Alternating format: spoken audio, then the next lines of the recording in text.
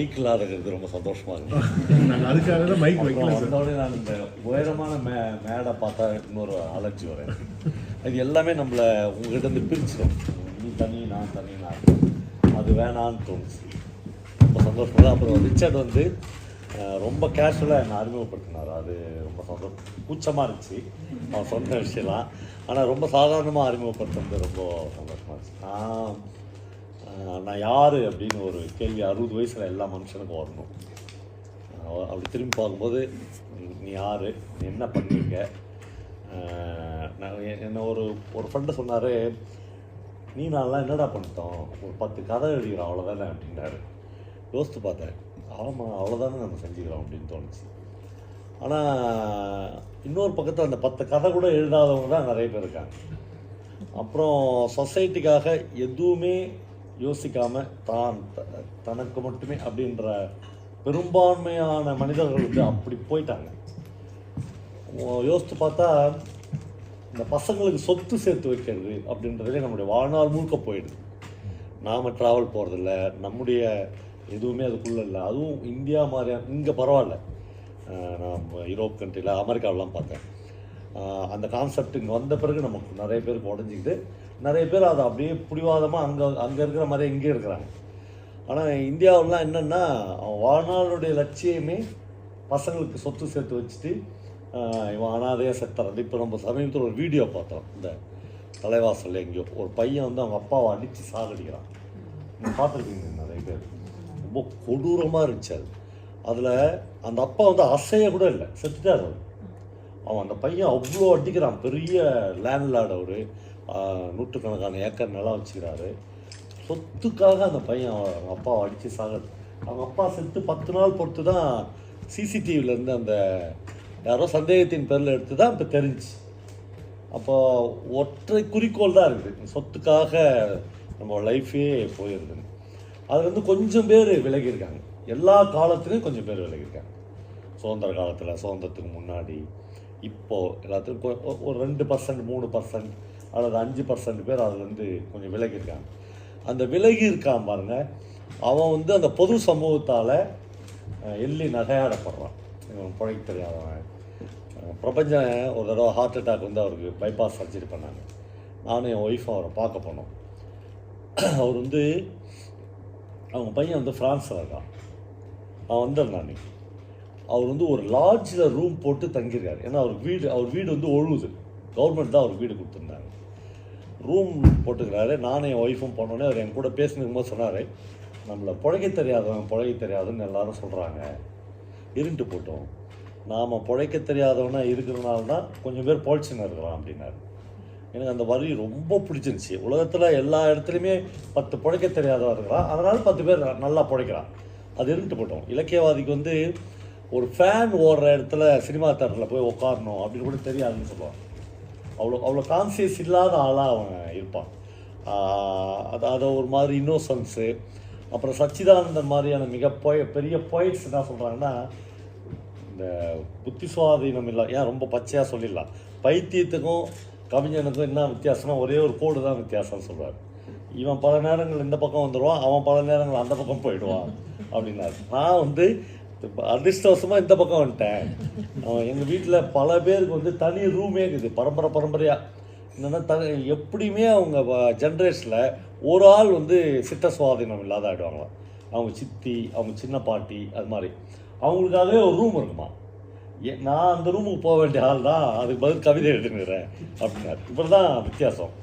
அது ஏன் அப்படின்னா, இந்த புத்தி சுவாதீனம் இல்லாதவங்ககிட்ட போய் நீங்கள் உங்கள்கிட்ட இருக்கிறதுல ரொம்ப அதிகபட்சம் 50 ரூபா தாள் இருக்குதுன்னு நினைக்கிறேன். அந்த மாதிரி ஒரு பிச்சை போடும்போது நீங்கள் போடுங்களேன், அவன் வாங்க மாட்டான். எங்கள் ஊரில் நான் எங்கள் ஊர்னு வருது, நம்ம ஊரில் நீங்கள் ஒரு பிச்சை எடுக்க வரான்னு வச்சுங்களேன், அவங்கள்ட்ட 2000 ரூபாய் தாள் போடுங்களேன், அவன் உங்களை பார்த்து சிரிப்பான், சார் ஏதோ கிண்டல் பண்ணுறீங்க. ஆனால் அவனுக்கு தெரியும், நான் நீ 2000 ரூபா போட மாட்டேன், எனக்கு 10 ரூபா தான் போடுவேன், அதிகபட்சம் 5 ரூபா தான் போடுவான். அவன் ஒரு ஸ்கேல் வச்சுக்கிறான். நாம் எப்படி அவனுக்கு ஒரு ஸ்கேல் வச்சுக்கிறோமோ அவன் அந்த மாதிரி நமக்கு 2000 ரூபாய் நீ போட்டனா நீ ஒன்று புத்தி சுவாதீனம் இல்லாதவனா இருக்கும், இல்லை வேறு ஏதோ பிரச்சனை உனக்கு, வாங்க மாட்டான், எடுக்கவே மாட்டான். நீங்கள் இந்த தடவை போகும்போது செக் பண்ணி பாருங்கள், மீறி அவனா எடுத்துட்டான்னா நான் பொறுப்பு இல்லை, அவன் கான்சியஸாக இருக்கிறான் அர்த்தம். அப்போ ரொம்ப ஒரு மாதிரியாக தான் இருக்குது மனித வாழ்க்கை அப்படின்றது. இப்போது நான் இன்றைக்கி ஏதோ ரொம்ப இன்டிமேட்டாக ஃபீல் பண்ணுறேன் இந்த மைக் இல்லாதது, அதெல்லாம் ரொம்ப சந்தோஷமாக இருக்குது. ஆனால் என் சொந்த வாழ்க்கையிலேருந்து ஆரம்பிக்கும். எங்கள் அப்பா வந்து ஒரு ஸ்ட்ரிக்டான வாத்தியாருங்களில் நிறைய பேர் நம்ம தலைமுறையில் ஸ்ட்ரிக்டாக இருக்கிற மாதிரி ஒரு ஆக்ட் கொடுப்பாங்க. ஆனால் அப்படி இல்லை அவங்க. எங்கள் அப்பாலாம் ரொம்ப ஸ்ட்ரிக்டாக இருப்பார். அவருக்கு ஸ்ட்ரிக்டாக இருக்கிறதுக்கு காரணம் என்னென்னா, அவர் வந்து ஒரு சுதந்திர போராட்டத்தில் ஈடுபட்டவர். நான் ரொம்ப கான்சியஸாக சுதந்திர போராட்ட தியாகி அப்படிலாம் சொல்ல, சுதந்திர போராட்டத்தில் ஒரு சின்ன பார்ட்டில் ஈடுபட்டுகிறார். பெங்களூரில் அவருடைய தோல் மேலே ஒருத்தர் நிற்கிறான், அதுக்கு மேலே ஒருத்தர் நிற்கிறான். ஒரு கம்பத்தை பிடிச்சி நின்று ஒரு வெள்ளைக்காரன் கேம்புக்கு போன ஒரு ஒயரை கட் பண்ணிக்கிறாங்க. அப்போ வெள்ளைக்காரன் ஷூட் பண்ணி மேலே இந்த 2 பேருமே டெட் பாடியை கீழே விட்டாங்க. எங்கள் அப்பா மட்டும்தான் தப்பிச்சுக்கிறார். ஒரு கால்வாய்க்குள்ளே விழுந்து 1.5 நாள் அதுக்குள்ளேயே இருந்து அப்புறம் வந்திருக்காரு. அப்போது நான் அதை பற்றி ஒரு கதை எழுதிக்கிறேன். என்னை வந்து 7th படிக்கும்போது ஒரு ஹெட்மாஸ்டர் ஃபெயில் ஆகிட்டார். பர்பஸாக ஹெட்மாஸ்டர் ஃபெயில் ஆகலை, அந்த வாத்தியத்தை வந்து நான் 50 ரூபா டியூஷன் படிக்கல அப்படின்னு என்னை ஃபெயில் ஆகிட்டாங்க. நான் ரேங்க் ஸ்டூடெண்ட்டு, 3வது ரேங்க் 4வது ரேங்க் எடுக்கிற ஸ்டூடெண்ட்டு. நான் போய் ரிசல்ட்டை பார்த்துட்டு வந்தால் எங்கள் அப்பா ஈஸ்ட் சேர் போட்டு உட்காந்துக்கிறார். எங்கள் அப்பாவும் வாத்தியார். என்னடா அப்படின்னு கேட்டாருண்ணே. நான் ஃபெயில் ஆகிட்டேன்ப்பான்னு. எங்கள் அப்பாவால் நீ எப்படி ஃபெயில் ஆவ, நீ நல்லா படிக்கிற பையனாச்சா அப்படின்னாரு. இல்லை ஃபெயில் தான் அப்படின்னு.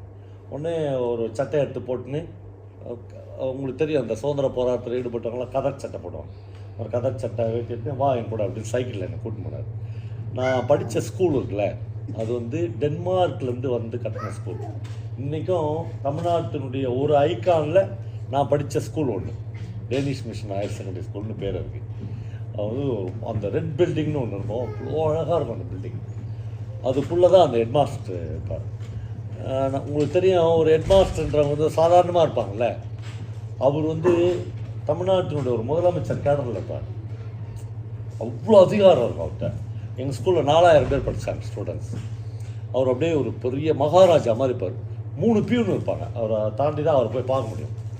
எங்கள் அப்பா போய் சொல்லி அப்புறம் போய் அவரை பார்த்தோம். ஒரு கண்ணாடி டேபிள் நல்லா ஞாபகம் இருக்கு. சின்ன பையனாக நான் நிற்கிறேன், என் பையன் ஃபெயில் ஆகிட்டான் அப்படின்னு எங்கள் அப்பா சொல்கிறார். அப்புறம் நல்லா படிக்கலாம் ஃபெயில் ஆவானா அப்படின்னு சொல்கிறார். சம்பத்துங்க பார்த்தேன், என் கிளாஸ்மேட் அவர். நான் சொல்கிற எல்லாமே அவருக்கு தெரியும், ஹெட்மாஸ்டர் யார் அது எல்லாம். இங்கே பார்த்தோன்னே இது ரொம்ப சந்தோஷமாக இருக்குது. நல்லா படிக்கலன்னா ஃபெயில் ஆவான் தான் அப்படின்னாரு.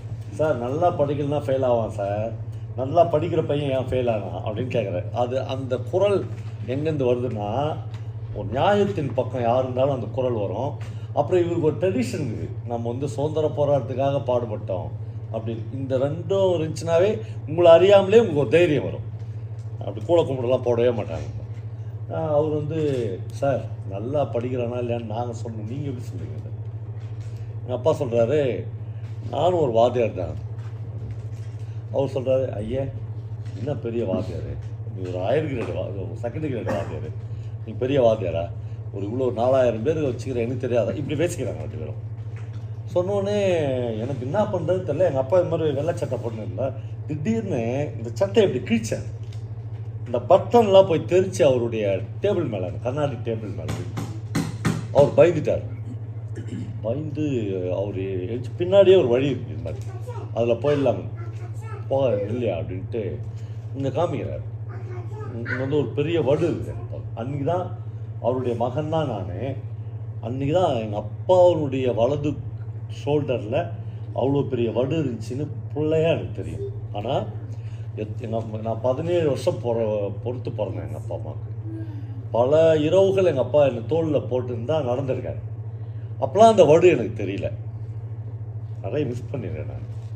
அன்றைக்கி தான் எனக்கு அந்த வடு காமிச்சு, சுதந்திர போராட்டத்துலேருந்து நான் வந்து குண்டடிப்பட்டேன், இந்த மாதிரி அயோக்கியெல்லாம் அங்கே உட்கார வைக்கிறதுக்காக நாங்கள் பாடுபட்டோம் அப்படின்னு கேட்டேன். அடுத்து நீ வாடா அப்படின்னு என்னை கூட்டின்னு வந்துட்டு சைக்கிளில் பின்னாடி உட்கார வச்சுட்டு என்னை கெட்டியமாக பிடிச்சிக்க, என்னை பவாயான்னு கூப்பிடுவார், ரொம்ப செல்லம் நான். என்னை கெட்டியமாக பிடிச்சிக்க பவாயா அப்படின்னார். நான் அந்த கதையை முடிக்கும்போது இன்னும் பிடி தளரவே இல்லை அப்படின்னு முடிச்சிருந்தேன். எங்கள் அப்பாவை நான் கட்டியமாக பிடிச்சிருந்தேன். எங்கள் அப்பாவை பிடிச்சிக்கிறதுன்றது எங்கள் அப்பாவுடைய கொள்கைகளை, எங்கள் அப்பாவுடைய நேர்மையை, எங்கள் அப்பாவுடைய அவர்கிட்ட இருந்த இறையாண்மையை, அப்படி எதோ ஒன்றாலும் சொல்லலாம். அவ்வளோ பியூரான ஒரு ஃபேமிலி எங்கள் ஃபேமிலி அப்படின்னு நான் உங்ககிட்ட இப்போ எக்ஸ்டாப்ளிஷ் பண்ணோம் அப்படின்றாரு. எங்கள் ஃபேமிலி எந்த ஃபேமிலியுமே இந்த உலகத்தில் பியூரான ஃபேமிலி இல்லைன்னு நான் இப்போ தான் கண்டுபிடிச்சேன். அப்புறம் எந்த மனுஷனுமே இந்த உலகத்தில் பியூரான மனுஷன் இல்லை அப்படின்னு இது யாருடைய உரையாடலை நிறைய எனக்கு சிவகுமார் சாருக்கும், ஆக்டர் சிவகுமார் இருக்கிறார்ல, அவருக்கும் எனக்கு ஒரு பெரிய உரையாடல் நடந்துகிட்டே இருக்கும். டெய்லி 5 மணிக்கு எனக்கு ஒரு ஃபோன் பண்ணுவார். ஏன்ச்சிட்டாடா ஏன்ச்சி எக்ஸசைஸ் பண்ணிடுவார். சார் ஏன் சார் என்ன உயிர் நீங்கள் தான் பண்ணீங்களே அப்படின்னு ஆரம்பிப்போம். ஆனால் அவரும் நானும் அந்த உரையாடலில் வந்து கரெக்டாக நாங்கள் 2 பேரும் ஒரே கான்செப்டில் இருப்போம். நேற்று கூட எனக்கு மெசேஜ் பண்ணிக்கிட்டே இருந்தார். இங்கே என்னுடைய ஃபோட்டோஸ்லாம் பார்த்துட்டு, உன் லைஃப்லேயே இதெல்லாம் பெரிய விஷயம், நான் யூரோப்புக்கு போன படங்கள்லாம் அனுப்புகிறேன், நீ யாருக்கு அனுப்பாத அப்படிலாம் அனுப்பிச்சிருந்தார். எதுக்கு சொல்கிறேன்னா, அவரு நான் பேசும்போது தான் சொன்னாங்க, டேய் என்னை வந்து எல்லோரும் என்ன சொல்கிறான், தமிழ்நாட்டிலே என்ன மாதிரி ஒரு யோகியம் இல்லை அப்படின்னு சொல்கிறான். மீடியாக்காரன் இப்படியே நம்மளை பண்ணிட்டான். இப்போ நான் போய் ஒரு உலகத்தில் ஒரு தப்பு பண்ணாதே சாவ போகிறேன் அப்படிலாம் யாருமே கிடையாதுடா. இயேசு கிறிஸ்து கூட அப்படி கிடையாதுடா, இவங்க போர்ட்ரேட் பண்ணிட்டாங்கடா அப்படின்றார். இப்போ நான் ஒரு இன்சிடென்ட் சொல்ல போகிறேன். ஏன்னா இப்போ எங்கள் அப்பாவை பற்றி சொன்னேன்ல, அப்போ எங்கள் குடும்பம் வந்து பொதுமக்களால் எவ்வளோ பியூரிஃபையான ஒரு குடும்பமாக பார்க்கப்படும். ஒரு கொஞ்சம் சுதந்திர போராட்டம், அப்புறம் ஒரு ஹெட்மாஸ்டர் எங்கள் அப்பா. அப்போ எங்கள் ஊரில் எல்லோரும் எங்கள் அம்மா வந்து டீச்சர்னு கூப்பிடுவாங்க, அல்லது வாத்தியார் அம்மான்னு கூப்பிடுவாங்க. 2 பேர் 2 கேடரில் கூப்பிடுவாங்க. எங்கள் அம்மாவோட எஜுகேஷன் குவாலிஃபிகேஷன் தான் நான் செக் பண்ணேன். 2ஆவதோ 3ஆவதோ தான் அவங்களுக்கு கையெழுத்து போகிறதுக்கு 1/2 மணி நேரம் ஆகும். ஆமாம், அதனால் நாங்கள் ஒரு வீட்டில் குடும்பம் இருந்தோம். அவங்க உண்மையிலே டீச்சரு. எங்கள் அம்மா வந்து போலி டீச்சரு, எல்லோரும் கூப்பிடுவாங்க. அவங்க உண்மையிலே பிஎட்லாம் படித்த டீச்சரு. அந்த அம்மா என்ன பண்ணாங்க, இவங்க எல்லோரும் டீச்சர் அம்மா இருக்கிறாங்களா அப்படின்னு வந்து கேட்பாங்க. டீச்சர் இருக்கிறாங்களாயா அப்படின்னு கேட்பாங்க. ஏன்டா நான் பிஎட் படிச்சுக்கிறேன், என் ஆயான்றாங்க. இந்த தனம் வந்து 1ஆவது கூட படிக்கல, இதை டீச்சர்ன்றாங்களே, எங்களை வீடு காலி பண்ண சொல்லிட்டாங்க அவங்க. அந்த மாதிரி இருந்தாங்களா. எங்கள் அப்பா வந்து இப்போ எங்கள் 10,000ன்னு ஒரு இடம் வச்சுக்கிறோம் நாங்கள் திருவண்ணாமலை. அங்கே தான் ஒரு ஸ்கூல், ஒரு ஷெட்யூல் ட்ரைபு ஸ்கூல். அதுக்கு முதல் ஹெட்மாஸ்டர் எங்கள் அப்பா. ஹெட்மாஸ்டர் கம்ஸ் வார்டன், நல்ல கௌரவமான போஸ்ட் அது. இப்போ ஊர்லேயே ஹெட்மாஸ்டர் குவார்ட்டர்ஸ் இருக்கும், அதில் வந்து நாங்கள் குடும்பம் இருந்தோம். அப்போ எங்கள் அம்மா வந்து ஒரு ஹெட்மாஸ்டர் மனைவி. அது வந்து 1ஆவது கூட படிக்காத டீச்சர் பட்டம் வாங்கினவங்க. பக்கத்தில் ஃபுல்லாக அந்த ட்ரைபுங்க வீடு இருக்கும். நான் 7ஆவது படிக்கிறேன். அங்கேருந்து பசங்களோட பேக்லாம் தூக்கின்னு ஒரு சின்ன ஓலை ஆறுன்னு ஒரு ஆறு போகும் திருவண்ணாமலையில். அந்த ஆறை கடந்து போய் தான் டேனிஷ் மிஷன் ஸ்கூலில் படிச்சுட்டு வருவோம். பசங்க எல்லோரும் ஒன்றா போவோம். எனக்கு கொஞ்சம் நல்ல மழை பெஞ்சுன்னா ஸ்கூல் லீவ் விட்டாகணும். ஏன்னா தரைப்பாலம், அது தரைக்கு மேலே தண்ணி போகும். அந்த பக்கம் யாரும் போக முடியாது. பயங்கர ஜாலியாகிடும், எனக்கு அப்படியே வந்துடுவேன். அந்த மாதிரி ஒரு நல்ல மழையில் போயிட்டு பாலத்தில் தண்ணி போச்சுன்னு திரும்பி வரேன். எங்கள் வீடு எப்பயுமே திறந்துருக்கும், எப்பயுமே க்ளோஸ் பண்ண மாட்டோம். ரொம்ப நாள் ஆனந்த விடலில் கூட எங்கள் வீட்டை பற்றி ஒரு ஆர்டிக்கல் வந்துச்சு. என்னன்னா, பவா வீடுக்கு வந்து மெயின் டோரே போடல.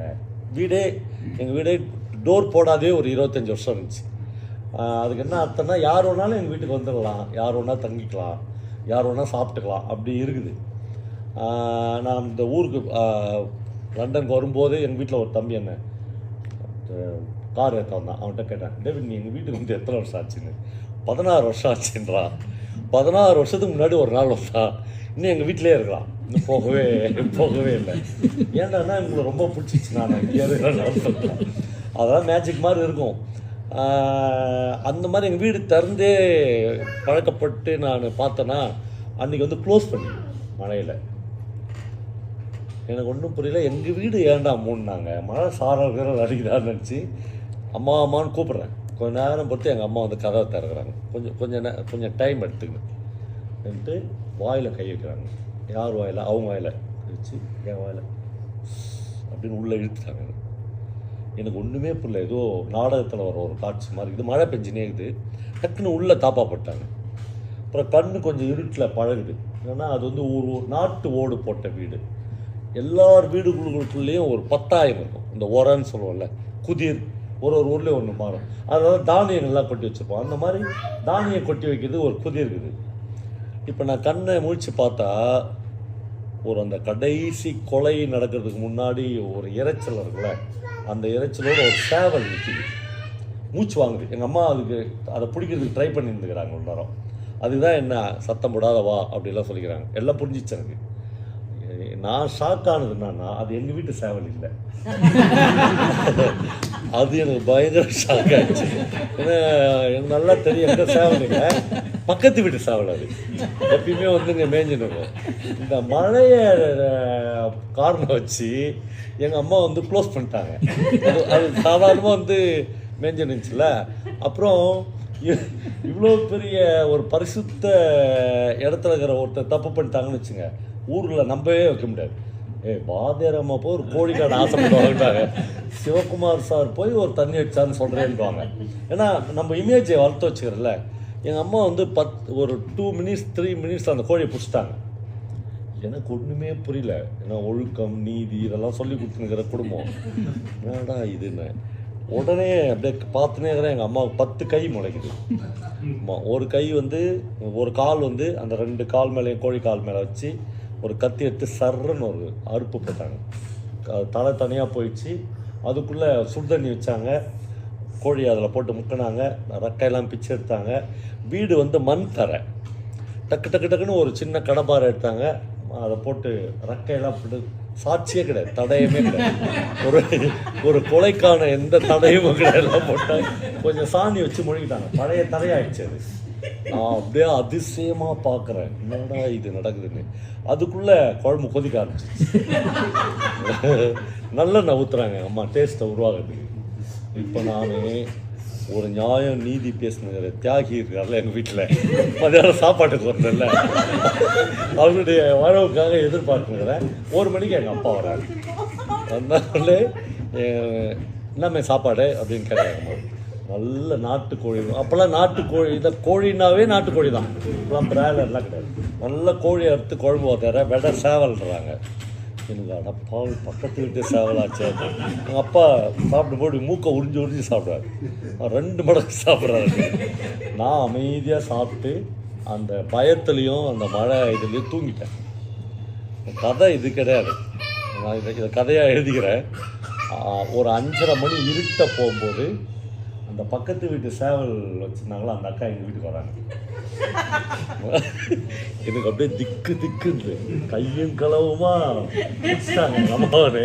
அந்த அம்மா வந்தோடனே வா மணிமான்னு எங்கள் அம்மா கேஷுவலாக சொல்கிறாங்க. அந்த அம்மா கேட்குது, வாதட்டம்மா சேவலை காணா, அதான் காலேருந்து தேடினுக்கிறேன் அப்படின்றாங்க. எங்கள் அம்மா எங்கே போயிட போதே, மழையில் எங்கன்னா வேலிக்கத்தான் செடிக்காக உட்காந்துருக்கோம், பாரு நல்லா பாருன்றாங்க. அதோடு முடிச்சுட்டு தான் எங்கள் அம்மா நார்மல். நான் கதை எழுதியிருக்கவே மாட்டேன். அதுக்கப்புறம் தான் கிளைமாக்ஸ் போச்சு. ஆமாம், இங்கே வந்து அவங்க அவ்வளோ தூரம் போயிட்டாங்க. மணிமா அங்கே வான்னு கூப்பிட்டாங்க மறுபடியும். இந்த போகிறவங்கள வேலியில் போகிற ஓனான்னுவாங்கள, அங்கே வா மணிமானா வந்தாங்க. அவங்க உட்காந்து எங்கள் வீட்லேயே நீ கோழிக்கறி குழம்பு தான், நான் 2 தோசை போடுறேன், கொஞ்சம் கோழிக்கறி போடுறேன் சாப்பிட்டு போனேன். அந்த அக்கா 2 தோசை அவங்க வீட்டு கோழிக்கறி குழம்பே கொடுக்குறாங்க. அதை சாப்பிட்டு உன்ன மாதிரி ஒரு கோழிக்கறி வைக்கிறதுக்கு உலகத்தில் இன்னொருத்தர் பிறந்து போயிட்டாங்க. எனக்கு வந்து இப்போ நான் முதல்ல ஒரு கதை சொன்னேன்னா, அந்த கதைக்கு பேர் வந்து வடு அல்லது பிடி கிரிப். இங்கிலீஷில் கூட அந்த கதை டிரான்ஸ்லேட் ஆகும். இப்போ எங்கள் அப்பா வந்து இவ்வளோ பியூரான ஒரு மனுஷனாக எஸ்டாப்ளிஷ் ஆன ஒரு வீட்டில் இவ்வளோ பெரிய ஒரு திருடு நடந்துக்குது. இப்போ கூட என்னை லண்டனில் ஒருத்தர் கேட்டேன், சார் உங்கள் அம்மா அந்த கோழிக்கறி திருடு போய் இந்த உலகெல்லாம் சொல்கிறீங்களா சார்? இது என்னன்னா, ஏங்க 1,70,70,000 கோடிலாம் ஊழல்லாம் பண்ணவெல்லாம் வந்து நம்மளுக்கு போதனை பண்ணுறான். வெள்ளை சட்டை போட்டுன்னு நாம் எவ்வளோ ஒழுக்கமாக இருக்கணும் அப்படின்னு அம்மா ரூபாலாம் அடிச்சுட்டு நாம்னா எங்கள் அம்மா ஒரு கோழி திருடிச்சுன்னு சொல்ல போகிறோம். அவள் தான் பிரபஞ்சன் வந்து எனக்கு தமிழ்லேயே ரொம்ப பிடிச்சமான ரைட்டர் வந்து பிரபஞ்சன். அவர் வந்து நிறைய வெளிநாடுகள் போனார் கடைசி காலங்களில். அப்போது திலகவதி மேடம் வந்து அப்போ டிஜிபி. அவங்க நான் பிரபஞ்சன்லாம் ரொம்ப ஃப்ரெண்ட்ஸு. உடனே அவர்கிட்ட சொல்கிறது பயந்துன்னு எனக்கு ஃபோன் பண்ணி சொல்லுவாங்க, பாவா பிரபஞ்சனுக்கு தயவுசெய்து சொல்லு, இந்த அமெரிக்காவுக்குலாம் போகிறாரு, அங்கே போய் அவங்க பாட்டி கதைலாம் சொல்ல வேணாம். நான் ஒரு நாள் கூப்பிட்டு பிரபஞ்சன் சார் இந்த யூஎஸ்க்குலாம் போகும்போது சார் இந்த உங்கள் தாத்தா கதை பாட்டி கதை சார் அதெல்லாம் சொல்லணும்னா என்ன சார் வாழ்க்கைன்றாரு ரைட்டர். அப்படி என்ன பாட்டி கதைன்னா, பிரபஞ்சன் வந்து ஒரு 6 வயசு 7 வயசு இருக்கும்போது, இப்போ நம்ம வீடுகளுக்கு நீங்கள் எல்லாம் ஊருக்கு போவீங்களே, உங்கள் வீட்டுக்கு போனீங்கன்னா ஒரு பாட்டி மிஞ்சி போனால் 2 பாட்டி வீட்டில் இருப்பாங்க. அம்மாவை பெற்ற பாட்டி, அப்பாவை பெற்ற பாட்டி, அவ்வளோதான். பிரபஞ்சன் வீட்டில் ஒரு 6-7 பாட்டிங்க இருப்பாங்க. அப்போ அவர் சின்ன வயசில் அவங்க அம்மாட்ட கேட்குற முதல் கேள்வி, நம்ம வீட்டில் மட்டும் இவ்வளோ கிழவிங்க ஏமாக்குறாங்க அப்படின்னு கேட்க. சின்ன வயசில் அவங்க அம்மா ஒரு நாள் பிரபஞ்சனை கூட சொல்லிக்கிறாங்க, டே அதெல்லாம் ஒரு கதைடா, அது எனக்கு என்ன கதை அப்படின்னு கேட்டுக்கிறாரு. அந்த இழவெடுத்த கதையை நீ தெரிஞ்சுக்காத இல்லைம்மா, நம்ம வீட்டு யார் வீட்டுக்கு நான் போனாலும் ஒரு பாட்டி தாம்மா இருக்கிறாங்க, நம்ம வீட்டில் தாம்மா 6-7 பாட்டிகள் நடமாடினே இருக்கிறாங்கன்னு கேட்டுக்கிறாரு. அப்புறம் அவர் சொல்லிடுறாரு, ஒன்றும் இல்லை, உங்கள் தாத்தா வந்து மொத்தமாக பாண்டிச்சேரியில் வந்து 7 கல்லுக்கடை வச்சுருக்கிறார். 7 கல்லுக்கடை, அவருடைய குலத்தொழிலே கல்லுக்கடை வச்சுக்கிட்டு தான். தென்னந்தோப்பை ஏழை எடுத்து கல் இறக்கி, அவர் வந்து அந்த சாணார் கம்யூனிட்டியை சார்ந்தவங்க வச்சுருந்தாங்க. அவர் பயங்கர பிரில்லியண்ட்டாக விஞ்ஞானத்தனமாக யோசித்துக்கிறார். என்னென்னா, இப்போ இந்த 7 கல் கடைக்கும் 7 பெண்களை சால்னா கடை வைக்க போடணும். சால்னா கடைன்னா உங்களுக்கு சாக்னா கடைன்னுவாங்களே, அந்த ரத்த பொரியல், போட்டி பொரியல்லாம் கொடுப்பாங்க, கல் குடிச்சிட்டு அதை தொட்டுக்கிறது. அவங்க தாத்தா ஒரு நாள் யோசிச்சுக்கிறார், இதை ஏன் அந்நிய பெண்களை போடணும், நம்ம வீட்டு பெண்களே போட்டால் சந்தோஷமா இருக்குமே அப்படின்னு. அப்போது இந்த 7 பெண்களையும் அவர் எப்படி கொண்டு வந்தாருன்னு அவங்க அம்மா சொல்லிக்கிறாங்க. பிரபஞ்சன் வந்து இதை எல்லா ஊர்லேயும் என்னெல்லாம் கடலூருக்கு போய் நெல் மண்டியில் போட்டு வருவாங்களாம். நைட்டு ஒரு 12 மணி ஆகுமா மாட்டு வண்டி கட்டின்னு வரும்போது. அப்போது ஒரு நாள் வந்து ஒரு புளிய மரத்தடியில் ஒரு அம்மா நின்றுருந்தது. இவர் வந்து வண்டியை புளிய மரத்தடிக்காக ஓட்டினோடனே அந்த அம்மா வந்து ஒரு அரிக்கன் லைட் வச்சுருந்தது. அந்த அரிக்கன் லைட் வெளிச்சத்தில் அந்த அம்மாவுடைய முகம் தெரிஞ்சுது. ஓகே, ஒரு 35-40 வயசு இருக்கும். அப்புறம் இவர் வந்து என்ன அப்படின்னு கேட்டுக்கிறார். எங்கள் வீட்டுக்காரன் அடிச்சு துரத்திட்டான். சரி, என் கூட தான் வந்தேன். அந்த அம்மா ரொம்ப கேஷுவலாக ஏறி இவருடைய மாட்டு வண்டியில் உட்காந்துருக்குது. அப்படிதான் தான் அந்த அரியாங்குப்பத்து பாட்டி வந்துச்சு. இந்த மாதிரி 7 பாட்டிகள் வந்ததுக்கு 7 கதைக்குது அப்படின்னு. அப்போ பிரபஞ்சன்ட்ட, சார் இதை சொல்லாதீங்க சார், இதுதான் சார் என் வாழ்க்கை, இதை சொல்லாமல் நான் எப்படி சார் இருக்க முடியும். என்னென்னா, எழுத்தாளனுக்குரிய லிட்ரேச்சருடைய வேல்யூஸ் அப்படின்றது என்னென்னா, அதில் இருக்கிற உண்மை தான். நான் வந்து மானுடம் வெல்லும்னு பிரபஞ்சனுடைய ஒரு கதை இருக்குது. அந்த கதையிலையா அல்லது இல்லை வானம் வசப்படும், அவர் சாகித்ய அகாடமி கதை. அந்த புத்தகத்தில் உள்ள எல்லாமே எனக்கு மறந்துச்சு. நான் படித்த அந்த நாவலில் ஒரு வரி எனக்கு மறக்கவே இல்லை. அது என்னென்னா, அதில் ஒரு வேலைக்கார பொண்ணு இருப்பா, ஒரு துறை வீட்டில் வேலை பார்ப்பா. அந்த பொண்ணு ஒரு நாள் போய், கிறிஸ்டியன் பொண்ணு, அந்த பொண்ணு முட்டி போட்டு கர்த்தர்கிட்ட வேண்டுவா, கர்த்தாவே நான் மறைவிடமாய் குளிப்பதற்கு ஒரு இடம் தாரும் கர்த்தாவேன்னு கேட்பான். சோறு கூட கேட்கமாட்டான். அவளுக்கு என்ன பெரிய ப்ராப்ளம்னு தெரியுமா? எனக்கு அந்த பீரியடு ஃபுல்லாகவே தெரியும், உங்களுக்கு நிறைய பேருக்கு தெரிஞ்சிருக்கும். தென்னந்தட்டி போட்ட பாத்ரூம்ஸ் தான் நம்ம வீடுகளுக்கு பின்னாடி இருந்துச்சு. அதில் தான் போய் பெண்கள் குளிப்பாங்க. ஆம்பளைங்களுக்கு ஒன்றும் பிரச்சனை இல்லை, குளிச்சுட்டு வந்துடுவோம். நம்ம பெண்கள் குளிச்சுட்டு வருவாங்க. இந்த வர அந்த ஃப்ராக்ஷன் ஆஃப் த செகண்டில் அதுலேருந்து அவங்க குடிசைக்குள்ளே நுழையிற அந்த டைமில், அல்லது தென்னந்தட்டி இத்து போன இடத்துல எவ்வளோ ஆண்களுடைய பார்வையிலிருந்து மறைஞ்சி நல்லா ஞாபகம் இருக்கும். நம்ம இப்போ நான் சொல்லும்போது உங்கள் எல்லாருக்கும் ஞாபகம் இருக்கும். பல பெண்கள் 2-3 வீட்டில் இருக்கிற பழைய புடவை எடுத்துன்னு வந்து தென்னந்தட்டியை சுற்றி ஒரு இது போடுவாங்க, இன்னும் யாரும் நம்மளை பாத்திரக்கூடாது, நம்ம உடம்பை பாத்திரக்கூடாது. அப்போ அந்த பொண்ணுக்கு கர்த்தத்தை வேறு எந்த கோரிக்கையும் இல்லை. நான் வந்து மறைவிடமாய் குளிப்பதற்கு ஒரு இடம் தாரும் கர்த்தாவே அப்படின்னு. அப்போது இந்த மாதிரியான சில சொற்கள் இருக்குல்ல, அந்த சொற்கள் தான் லிட்ரேச்சரில் நம்ம கூடயே வருது. என் கூடலாம் 40 வருஷமாக 50 வருஷமாக அப்படி ட்ராவல் பண்ணுற சொற்கள்லாம் இருக்குது. மன்னனுடைய எஸ்தர் அப்படின்னு ஒரு கதை இருக்குது. இந்த உலகத்தில் எழுதப்பட்ட தி பெஸ்ட் கதையில் எஸ்தர் ஒன்று. நான் அந்த கதை இதுவரை எங்கேயுமே சொன்னதில்லை, ஒரே ஒரு இடத்துல சொல்லிக்கிறேன்னு நினைக்கிறேன். நான் ஒரு 50 இடத்துல அந்த கதையை சொல்ல ட்ரை பண்ணுவேன், ஆனால் என்னால் சொல்ல முடியாது. ஒரு இடத்துல நான் ஸ்ட்ரக் ஆகி நின்றேன். ஒரு வார்த்தை தான், அந்த கதையை அவர் எப்படி ஆரம்பிப்பார் வண்ணன்னா, கடைசியில் எஸ்தர் சித்தியை ஊரிலேயே விட்டு விட்டு போவதென்று முடிவானது அப்படின்னு ஆரம்பிப்பார். அவ்வளோதான். அதுக்கு மேலே நான் அந்த கதையை சொல்லவே முடியாது என்னால். ஏன்னா அந்த ஒரு வார்த்தைக்கு பின்னாடி அவ்வளோ பெரிய ஹிஸ்டாரிக்கல் மூமெண்ட் இருக்குது. ஏன்னா அந்த ஊரில் அவ்வளோ பெரிய பஞ்சம் வந்திருக்கும், ஊரே காலி ஆகிட்டு இருக்கும், ஆடு மாடு எல்லாம் எடுத்து ஊரில் யாருமே இருக்க மாட்டாங்க. இவங்க இந்த ஜோசப்ன்ற வீடு மட்டும்தான் இருக்கும். இந்த எஸ்தர் சித்தி யாருன்னா, இந்த ஜோசப்பெல்லாம் உருவாக்குன ஒரு சித்தி, ஒரு அம்மாவை விட ஒரு அவ்வளோ நேயம் மிக்க சித்தி. இப்போ கடைசியில் எஸ்தர் சித்தி ஊரிலேயே விட்டு விட்டு போவதென்ற முடிவானது அப்படின்னா, ஜோசப்பு அவன் மனைவி அவன் பசங்க மட்டும் ஊரை விட்டு போகிறாங்க. அப்போ எஸ்தர் சித்தி ஊர்லேயே இருக்க போகிறாங்க அப்படின்னா என்ன அர்த்தம்? அதிகபட்சம் 2 நாளைக்கு மேலே எஸ்தர் சித்தி உயிரோடு இருக்க முடியாது. நான் சாப்பாடு கிடையாது, யார் சோறு ஆக்கி கொடுப்பாங்க? சோறு எங்கே இருக்குது? அரிசி எங்கே இருக்குது? அதெல்லாம் இல்லைன்னா இவ்வளோ விஷயம் அதுக்கு பின்னாடி அடுக்கடுக்கான.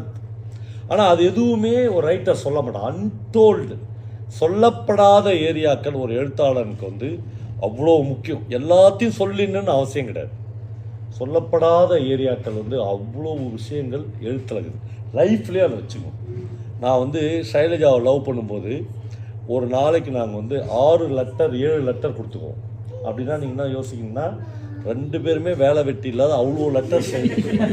ஆமாம், காதல் அதை ததும்ப காதலிக்கிறது. அப்புறம் அந்த எக்ஸ்ட்ரீம்லாம் போவோம். நானும் போய்க்கிறேன்.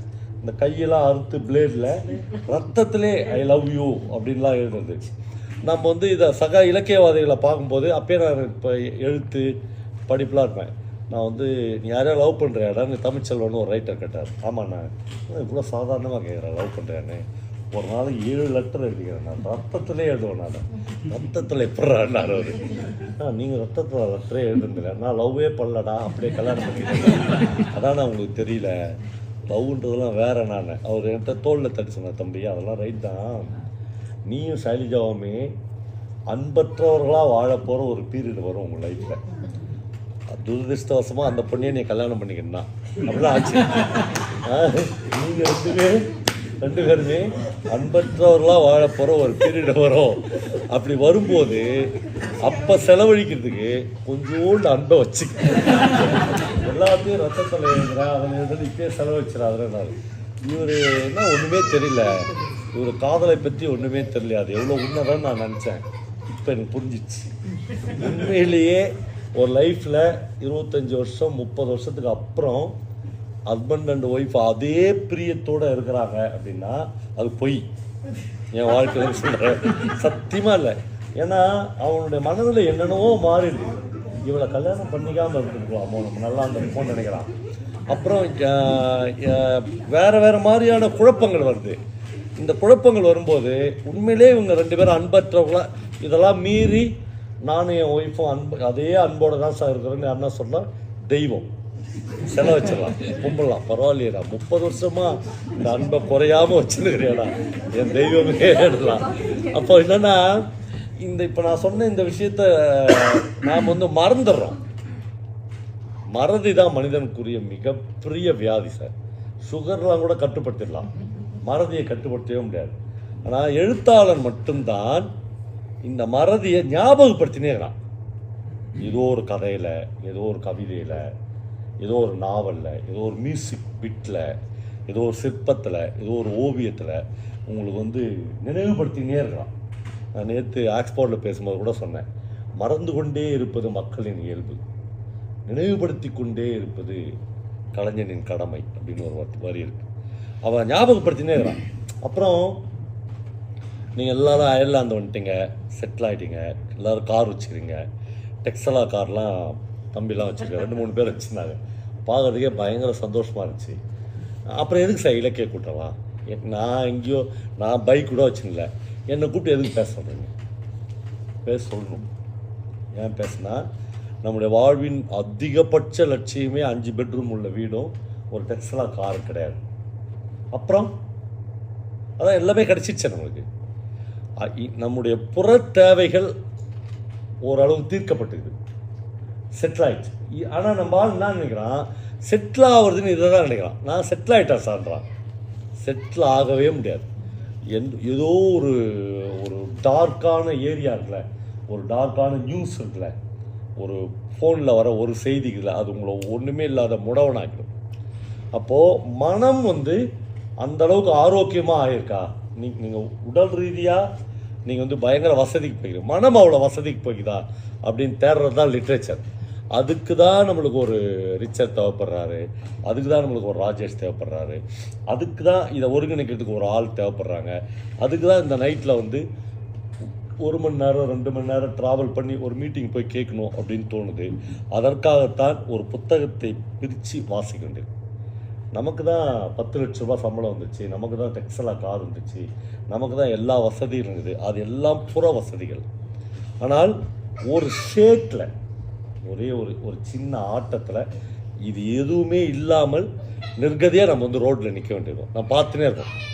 அந்த உணர்வை நம்மளுக்கு கொடுத்தது கொரோனா.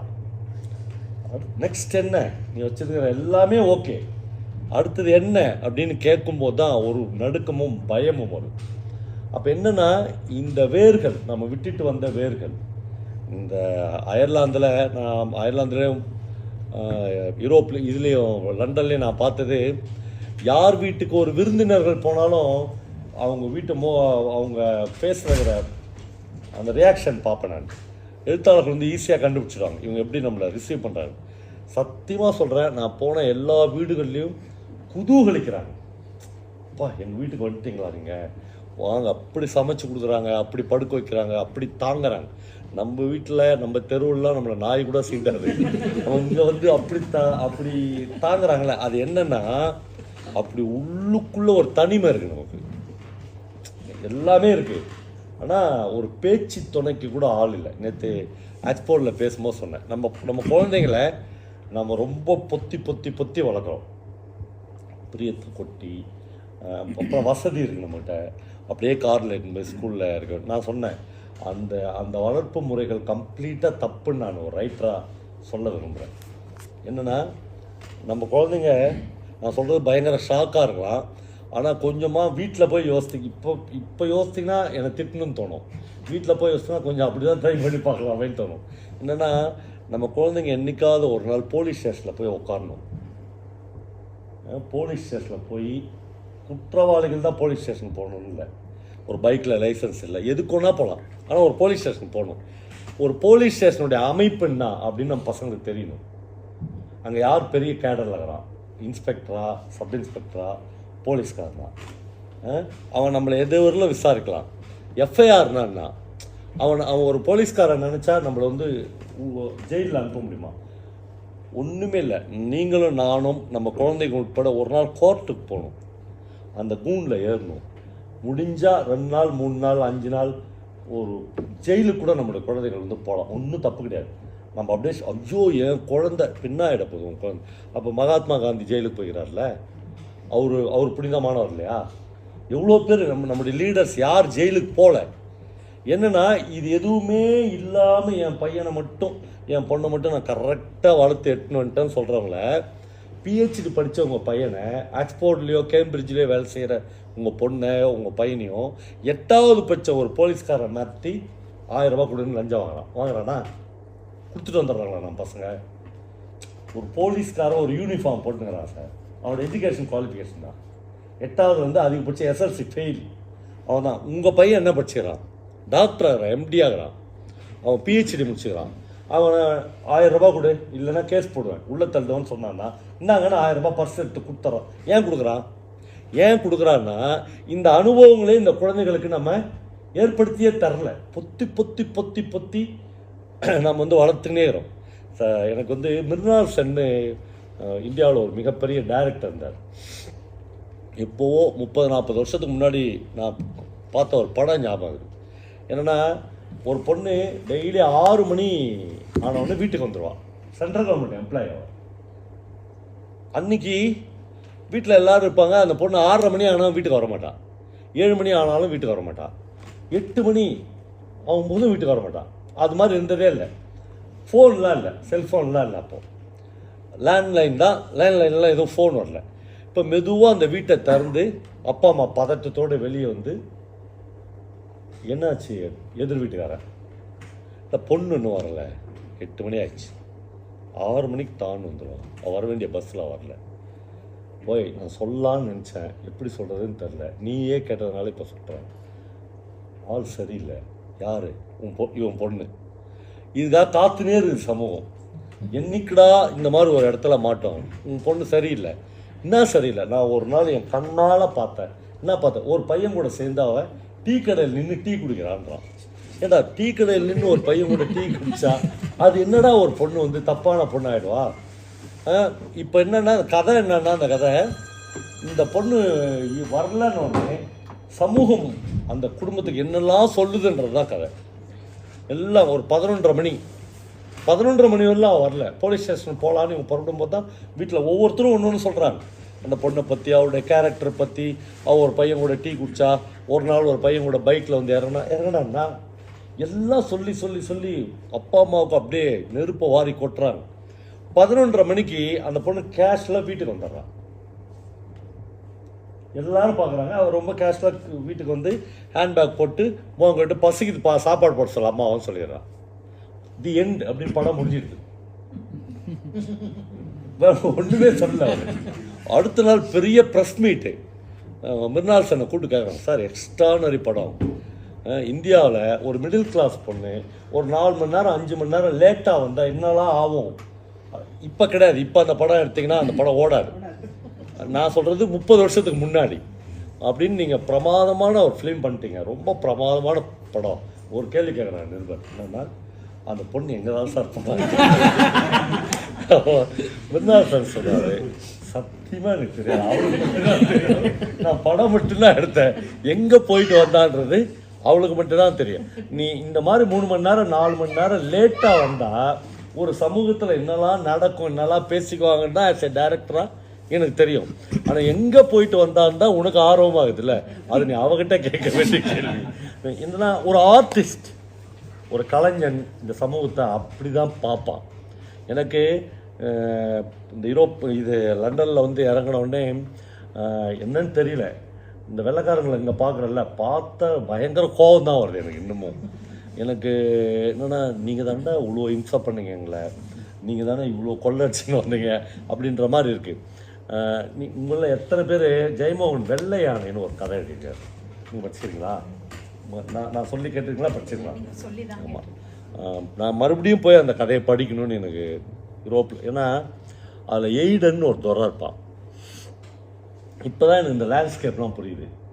அவன் தான் அந்த கதையினுடைய ஹீரோ. அவன் வந்து லண்டன்காரன் கிடையாது, ஐரிஷ்காரன். அயர்லாந்துலேருந்து வந்திருப்பான். அந்த கதையில் ஒரு இடத்துல அவன் குதிரையில் போவான்.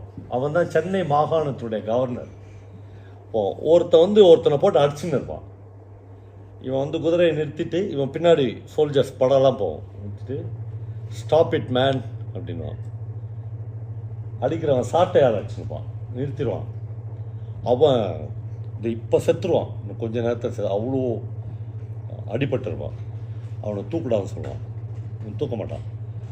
நான் சொல்கிறேன், விக்டோரியா மகாராணியினுடைய ஆணைக்கிணங்க சென்னை மாகாணத்தினுடைய கவர்னராக இருக்கிற எய்டன் சொல்கிறேன், அவனை தூக்கணும். அவன் வந்து இவனை இப்படி பார்ப்பான், தூக்க மாட்டான். அப்புறம் இவன் சோல்ஜர்ஸ்லாம் கேட்பான். பயங்கர அவமானமாகிடும். அவ்வளோ பெரிய அதிகாரம். அப்பயே அவனை அப்படியே ஷூட் பண்ணி சாகடிக்கலாம். யாருமே கேட்க முடியாது. அவன் அந்த அவமானம் பொறுக்க முடியாமல் திரும்பி வந்து அவன் ஆஃபீஸில் உட்காந்து நான் சொல்லி ஒருத்தன் அவனை தூக்க மாட்டான் அந்த ஒருத்தரான். ஏன்? அந்த அடிப்பட்டவன் வந்து தாழ்த்தப்பட்டவன், இந்த அடிக்கிறவன் வந்து பேக்வர்ட் கம்யூனிட்டின்னு. அப்படின்னா உங்களுக்கு தெரியாது, தமிழ்நாட்டில் இந்தியாவில் ஜாதி அடுக்குகள் இருக்குது. அவனை தொட்டு தூக்க மாட்டான். நான் சொன்னால் கூட தூக்க மாட்டான், நீ சொன்னால் கூட தூக்க மாட்டான். நான் ஷூட் பண்ணுற அதிகாரம் செத்துருவான்.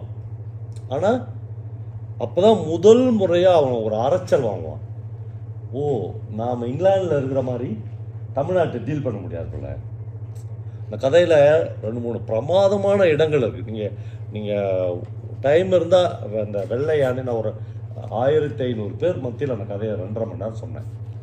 பல இடங்களில் நான் உணர்ச்சி வசப்பட்டு நான் ரொம்ப இதுவாலாம் ஆகி, அது வந்து படைப்பின் உச்சம். அதை தொடர்றதுன்றது அந்த மாதிரியான பல இடங்கள் இருக்குது. அந்த எய்டனுக்கு வந்து யாராவது ஒரு கால் கேல் வந்து அவனுடைய பங்களாவுக்கு வரணும்.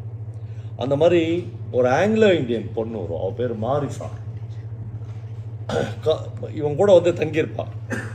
காலையில் இவன் தூங்கி எழுந்துச்சு வர்றதுக்குள்ளே அந்த மாரிசா போய் வெளியே உட்காந்து சூரிய வெளிச்சம் பார்த்துன்னு ஒரு புக்கு படிச்சுருப்பான். புக் படிச்சோடனே அவன் இவன் லேட்டாக எழுந்துச்சு வருவான். ஒரு ஒயிட் டவல் மட்டும் கட்டின்னு வந்து அவன் ஆச்சரியமாக அவளை பார்ப்பான். என்னடா ஒரு பொண்ணு வந்து ஒரு கால் கேர் வந்து புத்தகம் படிச்சிருக்கிறாங்க. படிச்சு என்ன படிக்கிறாங்க? ஷெல்லியோட கவிதைகள் படிக்கிறான்னு சொல்லுவான். ஷெல்லியுடைய கவிதைகளுக்கு வந்து இவன் பெரிய அடிமை. நாம மட்டும்தான் ஷெல்லியை படிக்க முடியும் அப்படின்னு அவன் நினச்சிருப்பான். அவன் கவர்னர் ஜெனரல். ஆனால் ஒரு கால் கேர்ள் படிச்சிருப்பான். அவங்க அப்போ உனக்கு ஷெல்லி ஏன் அப்படி பிடிக்குமான்னு கேட்பான். அவன் கேட்பான், ஏன் ஷெல்லியெல்லாம் நீ மட்டும் தான் படிக்க முடியுமா, நான் படிக்க முடியாது அதான் நினைப்பான். இந்த மாதிரி அவங்களுடைய உரையாடல் போவோம். அதில் ஒரு இடம் என்ன இருந்தாங்கன்னா அந்த பொண்ணை ரொம்ப பிடிச்சிரும். அதுக்கப்புறம் வேறு எந்த பெண்களுமே அவன் கூப்பிட மாட்டான். மாரிசா மட்டும்தான் வரணும். அவனுக்கு வெறும் உடல் ரீதியான கம்பேனியனாக மட்டும் இல்லாமல் மன ரீதியான கம்பேனியனாக அவன் மாறுவான். அப்போ ஒரு நாள் கேட்பாங்க, மாரிசா உங்கள் வீடு எங்கே இருக்குது? அவள் சொல்லுவாள், நார்த் மெட்ராஸ். அது வந்து அப்போலாம் கருப்பர் நகரம். அங்கே வந்து அவளுடைய தெருவை பற்றி சொல்லுவாள். இந்த தெருவில் ஒரு முல்லைப்பூ பந்தல் போட்டிருக்கும். முல்லைப்பூ ஃபுல்லாக உதிர்ந்துருக்கும். இந்த உதிர்ந்த இடத்துல ஒரு பாய் மாதிரி முல்லைப்பூவும் பவள மல்லியும் கொட்டியிருக்கும். எந்த வீட்டில் அப்படி கொட்டிக்குதோ அதான் என் வீடு. ஏன் கேட்குறேன்? என்னைக்காக இருந்தாலும் உன்னுடைய சாரட் வண்டிக்குது இல்லை, அது அதுக்குள்ளே வராது, எங்கள் தெருவுக்குள்ளே நுழையாது. நீ எதுக்கு சும்மா கேட்டேன் அப்படின்னு சொல்லுவான். ஆனால் வாழ்க்கையின் அந்த சக்கரம் அப்படி சுழல்து இல்லை, அதில் யாரும் எங்கே ஒன்றாலும் போக முடியும். அந்த கதையில் ஒரு இடத்துல இந்த பொண்ணை ரொம்ப பிடிச்சிடும். ஒரு நாள் சொல்லுவான், ராயபுரத்தில் போய் நான் ஒரு ஃபாதரை பார்க்க போகிறேன் சர்ச்சில், நீ என் கூட வரையான்க்கம்மா. அவளுக்கு பயங்கர ஆச்சரியமாடு. என்னென்னா இந்த மாதிரி ஒரு கால் கேலை ஒரு ரூமுக்குள்ளே தான் ஒருத்தர் யூஸ் பண்ணுவான். அவளை போய் பப்ளிக்காக ஒரு சாரட்டு வண்டியில் கூட்டின்னு போக முடியாது. நானான்னு கேட்பா. நீ தான் அப்படின்னு சொல்லுவான். ஒரு நிமிஷத்தில் இங்கிலாந்தினுடைய இளவரசி மாதிரி ஆயிடுவாங்க. அவருடைய மன ரீதியாக ஒரு மிகப்பெரிய சந்தோஷம் வந்துடும். அந்த சாரட்டு வண்டியில் ஏறி உட்கார வைப்பான். அவள் இடுப்பை பிடிச்சி அப்படி கூப்பிட்டு உட்காந்து அவள் இங்கிலாந்தின் மகாராணி உட்காந்த மாதிரி உட்காந்துருவான். இப்போ சாரட்டு வண்டி ஓட்டினோடனே ஸ்க்ரீன் போட்டிருக்கும், 3 பக்கமும் ஸ்க்ரீன் போட்டிருக்கும். அவள் வந்து அந்த ஸ்க்ரீனை மீறி காற்று வந்து முகத்தில் அடிக்கும், தலையெல்லாம் களையும். அவள் பர்பஸாக ஸ்க்ரீன் 2 பக்கத்தையும் இழுத்து விடுவாள். என்னன்னா, சென்னை மாநகர மக்களே பாருங்கள், நான் கால் கிடையாது, நான் கூப்பிட்டா போய் ஒருத்தங்க கூட படுக்கிற பொண்ணு மட்டும் கிடையாது. ஒரு இங்கிலாந்துலேருந்து அனுப்பப்பட்ட சென்னை மாநகரத்தையே தன்னுடைய ஆளுமையின் கீழ் வச்சுக்கிற இந்த எய்டன் துரை என்னை ஒரு மகாராணியாக பாவித்து இந்த சாரட்டு வண்டியில் கூட்டின்னு போகிறான். அப்படியே அவள் அந்த காற்றை உள்வாங்குவாள், பறக்கும் சாரட்டு வண்டி. பயங்கர அவள் லைஃப்பில் இன்றைக்கி இறங்கினா செத்துட்டா போதும் அவளுக்கு. அவ்வளோ திருப்தி கிடச்சிச்சு அவளுக்கு. லைஃப்பில் வேறு ஒன்றுமே வேணாம். போய் ராயபுரம் சர்ச்சுக்கு முன்னாடி சாரட்டு வண்டி நிற்கும். நின்னோடனே குள்ளமாக கருப்பாக ஒரு ஆள் அங்கே நின்றுப்பான். அவன் ஓடி வந்து இந்த சாரட்டு வண்டிக்கு முன்னாடி முட்டி போட்டு அப்படியே முட்டி போடுவான். இப்போ எய்டன் தன்னுடைய ஷூ காலால் அவன் முதுகில் கால் வச்சு கீழே இறங்கி இவளுக்கு ஒரு கை கொடுப்பான். செத்துருவாங்க. மட்டும் கையே கொடுக்க மாட்டான். அவன் பதறிடுவான். அந்த வந்து குனிஞ்சி நின்னால அவன் வந்து நம்ம சொந்தக்காரன், நம்ம ஆள். அவன் என்ன ஜாதி என்ன மதம் அதெல்லாம் வேற, அவன் என்ன இருந்தாலும் ஒரு இந்தியன். சார் இந்த நாய் வந்து எங்கேருந்தோ வந்து இவன் முதுகில் கால் வச்சு இறங்கினானே, இவன் என்னதான் நம்மளை இவன் என்ன ஷெல்லி படித்தான், இவன் என்னதான் நம்மளை சீராட்டி பாராட்டி ஒரு மகாராணி மாதிரி நம்மளை நடத்தியிருந்தா கூட இவன் வந்து என்னுடைய ஹேருக்கு சமம் அப்படின்ட்டு அவன் கையை பிடிக்கவே மாட்டான். அந்த அந்த மனுஷனை நீ எழுந்துரு அப்படின்னு சொல்லிட்டு இவன் கீழே குதிச்சு இறங்கி வீட்டுக்கு போயிடுவான். அதான் எய்டன் அவன் கடைசியாக பார்த்தது. அதுக்கப்புறம் அவன் எவ்வளோ ட்ரை பண்ணாலும் இவன் போக மாட்டான். நீ என்ன ஷூட் கூட பண்ணு, உன்னுடைய அதிகாரத்தால் என்ன வேணா பண்ணு, நான் அவன் கூட வரமாட்டேன்னு சொல்லுவான். முடிஞ்சா இந்த கதையில் சென்னை ஐஸ் ஹவுஸ் போராட்டம் வரும். அதை வந்து எய்டன் வந்து எப்படி டீல் பண்ணால் அவனுக்கு ஒரு மனிதாபிமானம் இருந்துன்னே இருக்கும். ஒரு கட்டத்தில் தான் அவனுக்கு எல்லாருக்கும் அவனுக்கு தெரியும் அவன் பயங்கரமாக பழிவாங்கப்படுவான். யாரால்? இங்கிலாந்து துறைகளால். ஏன்னா அவன் ஐரிஷ்காரன். உள்ளுக்குள்ளே அது ஒரு பாலிடிக்ஸ் இருக்கும். எல்லாம் அவன் பயங்கரமாக தோல்வி அடைஞ்சிருவான். என்னைக்கோ ஒரு நாள் ஒரு பின் இரவில் அவனுக்கு வந்து மாரிஸ் அவனுடைய ஞாபகம் வரும். மனிதர்கள் தோல்வி அடையும் போது தான் ஆதுரமான குரல்களை, ஆதுரமான தோள்களை, ஆதுரமான மனிதர்களை, ஆதுரமான சொற்களை தேடி அலைவோம். அப்படியே அணியணியாக திருப்பதிக்கு கோயிலுக்கு போகிறது, திருவண்ணாமலை கோயிலுக்கு போகிறாங்கல்ல, அதெல்லாம் எதுக்கு? சர்ச்சு முடிஞ்ச பிறகு முட்டி போட்டு அப்படியே கடவுள்கிட்ட வேண்டாங்களே, எதுக்கு? ஒரு ஆதுரமான சொல் வந்து கடவுள்கிட்டருந்து வந்துருமா, நம்ம தோலை தொற்றுவாரான்றது தான். அவன் வந்து அந்த ஆதுரமான சொல்லுக்குரிய ஒரே ஒரு மனுஷி இந்த மாரிசா தான். அவன் சொன்ன ஞாபகம் வந்துடும். அவனுடைய வீட்டு ஏரியா, பவளமல்லி பூ கொட்டியிருக்கும் வேட்டி மாதிரி அந்த வீடு. நேராக குதிரை எடுத்துன்னு அவன் வீட்டுக்கு போவான். ரொம்ப நேரம் போய் அந்த வீட்டுக்கு கதவை திறக்குவான். கதவை திறக்கவே மாட்டான். அதுக்கப்புறம் அவன் ஜன்னலை திறப்பான். வீடே சின்ன வீடு, பிடிச்ச வீடு. ஜன்னல் வந்து என்னன்னு கேட்பா. இல்லை, நான் எல்லாத்துலேயும் தோத்துட்டேன். சரி, நீ தோக்க வேண்டிய ஆள் தான் சொல்லுவா. தோக்க வேண்டிய ஆள் தான். எங்கள் மனுஷன் ஒருத்தனை முட்டி போட வச்சு அவன் முதுகில் கால் வச்சு இறங்கினல்ல, அந்த நிமிஷம் நினச்சேன்டா நாயே, நீ என்ன பண்ணாலும் நான் அவன் கூட வரமாட்டேன். அவன் ரெஃப்யூஸ் பண்ணுவான். அவன் நேராக போய் கூட ரெஃப்யூஸ் பண்ணுவான். அந்த அந்த நாவலில் கடைசி வரி எனக்கு ஞாபகம் இருக்குது மறுபடியும். அந்த ஐஸ் ஹவுஸ் போராட்டத்தில் அவன் ரொம்ப தோல்வி அடைஞ்சு திருநெல்வேலி கலெக்டராக மாற்றிடுவான். பனிஷ்மெண்ட் ஏரியா தான் அது. போயிடுவான். ஐஸ் ஹவுஸில் அந்த போராட்டத்தில் ஒருத்தன் செத்துட்டான்னு வச்சுங்களேன், என்ன தெரியுமா நடக்கும்? அந்த பாடி இருக்குல்ல, ஃப்ரீசர் பாக்ஸில் வச்சு அப்படியே அந்த ஐஸ் ஃபேக்ட்ரிக்குள்ளேயே தள்ளி விட்டுருவோம். ஐஸ்குள்ளேயே போயிடும் ஒரு பாடி. இப்போது இதெல்லாமே அவனுக்கு தெரியும். திருநெல்வேலிக்கு இவனை கலெக்டராக பண்ணோன்னு ஒரு பெரிய ட்ரிங்க்ஸ் பார்ட்டி நடக்கும். புது கலெக்டருக்கு எல்லாருக்கும் ஐஸ் போட்டு விஸ்கி ஊற்றுவாங்க. இவனுக்கு கொடுக்கப்படுகிற அந்த கோப்பையை பார்ப்பான். அந்த ஐஸை முத்து பார்ப்பான். ஒரு ரத்த விழாறு இருக்கும். அவன் வாழ்நாளில் ஒரு நாள் ஐஸ் போட்டு அதுக்கப்புறம் விஸ்கி குடிச்சதே இல்லை என்று அந்த நாவல் முடியும். நீங்கள் தயவு செய்து அந்த படிக்க முடிஞ்சவர்கள் வெள்ளை யானை நாவலை வந்து கம்ப்ளீட்டாக படிக்கலாம். விட்டு விட்டு விட்டு படிக்கலாம். அப்படி படிக்கும்போது இந்த பக்கத்தில் இருக்கிற லண்டனில் இருக்கிறவங்க என்ன மாதிரி நடந்துக்கினாங்க, அப்புறம் ஐரிஷ்காரங்களை எப்படி அவங்க உள்ள ஒரு பாலிடிக்ஸ் இருந்துச்சு, அப்புறம் இந்தியாவில் அவங்க என்னென்னலாம் நடந்துச்சு, பல விஷயங்களை அப்படியே டீட்டெயிலாக கிட்டத்தட்ட 2 மணி நேரம் அவங்க மேடம் கேட்டிருக்காங்க. அந்த கதையை சொல்லியிருக்கேன். அது எல்லாமே எனக்கு ஞாபகம் இருந்துச்சு. இப்போ இலக்கியம் வந்து நம்ம வந்து உரைய வைக்கிறது. எப்படி உரைய வைக்கிறதுனா லைஃப் தான். லைஃப்னுடைய ஒரு சின்ன பகுதியை நமக்கு ஞாபகப்படுத்துகிறது. சொல்லப்படாத ஒரு ஏரியாவை ஒருத்தன் வந்து நமக்கு சொல்லிட்டு போகிறான். இதுதான் இலக்கியத்தினுடைய மிகப்பெரிய இடம் தோணுது. நான் சமீபத்தில் இசைன்னு ஒரு கவிஞனுடைய ஒரு வரியை சொன்னேன். ஒருவேளை அயர்லாந்துக்கு அது பொருந்தாது, ஆனால் இந்தியாவில் எங்களுக்கு பொருந்தது. என்ன, நான் டெய்லி வாக்கிங் போவேன். வாக்கிங் போகும்போது நான் தூரம் வர்றதை பார்க்கும்போதே ஒரு கூண் விழுந்த மாஸ்டர் ஒரு அரை சக்கரையில் ஒரு டீ போட்டு எனக்கு வந்து கொடுக்குறான்ல, அவன்தான் சாப்பிடுங்க தோழன்னு சொல்கிறான்ல, அவன்தான் என் கடவுள் அப்படின்றான். ஒன்றுமே இல்லை, ஒருத்தர் டீ கடைக்காரன் ஒரு டீ கொடுக்குறான் வாக்கிங் போகிற ஒருத்தனுக்கு, அவ்வளோதான், வேறு ஒன்றுமே நடந்தல. ஆனால் அதை கொடுக்கறது கூட இன்றைக்கி நமக்கு யாருமே இல்லை. அவ்வளோ அனாதைத்தனமான ஒரு உணர்வுகளோடு தான் மனிதர்கள் வந்து தனித்தனியாக இருக்கிறோம். அதனால தான் நம்ம தோலை தொடர ஒருத்தன், நமக்கு ஒரு எஸ்எம்எஸ் பண்ணுற ஒருத்தி, ஒரு வாட்ஸ்அப்பில் ஒரு செய்தி கொடுக்குற ஒருத்தி, அந்த சொல், அந்த வார்த்தை, இது வந்து நமக்கு அவ்வளவு தேவையாக இருக்குது. இந்த கதகதப்பான ஒரு மடியை தேடி நாம் அலைகிறோம். இதைத்தான் திரும்ப திரும்ப எழுத்தாளர்கள் எழுதி கொண்டே இருக்கிறார். என்னை மாதிரியான நான் வந்து ஸ்டோரி டெல்லரா அல்லது ரைட்டரா அல்லது ஆக்டரா அல்லது பிக் பாஸ்க்கு போய் ஒரு வார்த்தை திரும்பி வந்தோன்னா என்னன்னா சொல்லலாம், நான் வந்து ஒரு விவசாயியா, அது தெரியல எனக்கு. ஆனால் நான் இப்படி தான் இருக்கணும் அப்படின்லாம் என்னுடைய வாழ்க்கையின் ஒவ்வொரு நிமிஷத்தையும் அர்த்தமுள்ளதாக்க கழிக்க வேண்டும்னு நினைக்கிறேன். அப்புறம் நிறைய ரைட்டர்ஸ் வந்து நாங்கள் வாழ்க்கையில் ரைட்டிங்கோடு நிற்பாங்க, அதுக்கு மேலே எதுவுமே செய்யவே மாட்டாங்க. பக்கத்தில் கூப்பிட்டு நீங்கள் வந்து இங்கே ஒரு பெரிய ரைட்டர் இருந்தால் அவருக்கு நூற்றுக்கணக்கான புத்தகங்கள் பப்ளிஷ் ஆகிடும், பக்கத்து வீட்டுக்காருக்கு அவர் எழுத்தாளர்னே தெரியாது, அப்படி இருப்பாங்க. அது வந்து தப்பே கிடையாது.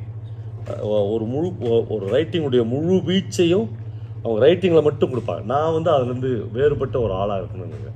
எனக்கு எழுத்தா மனிதனா அப்படின்னு ஒரு பெரிய கொஸ்டின் மார்க் வச்சா நான் ஓடி போய் மனுஷன் பக்கத்தில் நின்றுவேன்.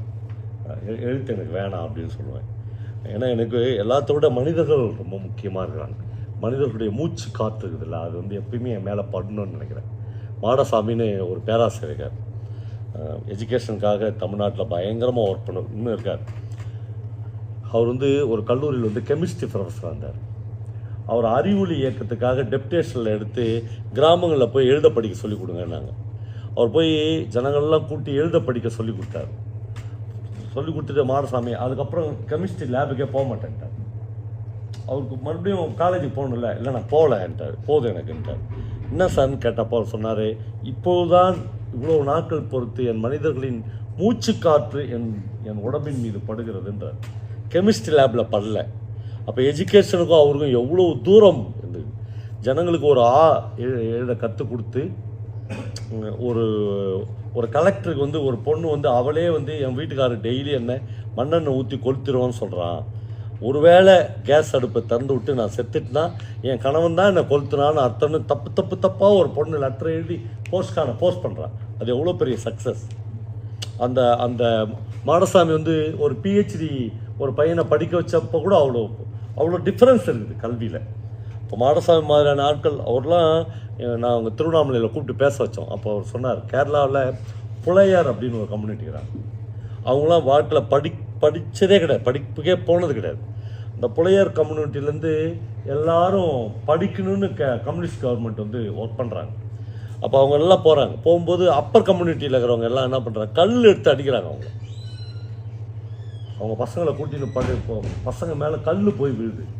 அப்போ ஒரு புலையர் வந்து அந்த உயர்ஜாதி ஆட்களை பார்த்து கையெடுத்து கும்பிட்டு சொல்கிறார், சாமி இப்போ தானே சாமி நிழலில் நிற்க போகிறோம் எங்கள் ஜென்ரேஷனில், நாங்கள் உங்களுக்கு என்ன சாமி பண்ணோம், ஏன் எங்கள் மேலே கல் அடிக்கிறீங்கன்னு கேட்குறேன். இப்போ இந்த ட்ரெடிஷன், இந்த மரபெல்லாம் நம்ம வந்து மறுத்தரவே முடியாது.